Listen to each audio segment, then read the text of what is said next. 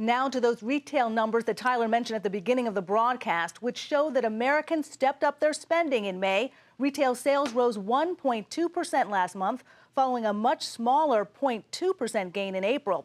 And when people are willing to spend, that's typically a sign they feel good about the economy and their own job prospects. Steve Leisman has more. The economy looks to be making a comeback as consumers, cocooned for most of the winter, seem to be spreading their wings.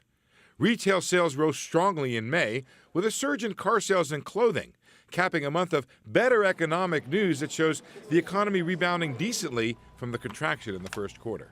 We've had about a month now of better data on the economy. We got a good payroll number recently. We got good housing starts, good auto sales, and now the broad retail sales report.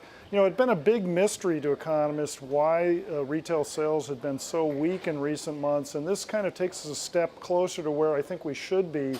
The U.S. consumer hasn't forgotten how to shop. The latest data show an economy expanding at an above-average 3.1% in the second quarter, a sharp turnaround from the half-point contraction in the first. Low levels of claims for jobless insurance suggest the rosier employment picture should continue this month. Together with better wages, the data paint a picture of an economy with decent momentum, propelled by the previously absent consumer. I think there are some good signs on the economy for the back half as it relates to the consumer. The last couple of months have looked really good in terms of wage inflation, and we're hearing these big companies out there raising wages, and I think all of that plays very well for the consumer. There's no guarantee the good news will continue.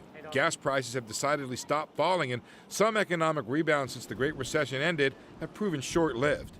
But the Federal Reserve reported today that household net worth rose $1.6 trillion in the first quarter to a new record. There was solid growth in household stock market portfolios and in home values. That's another reason to think the consumer should be out there spending again in June. For Nightly Business Report, I'm Steve Leisman.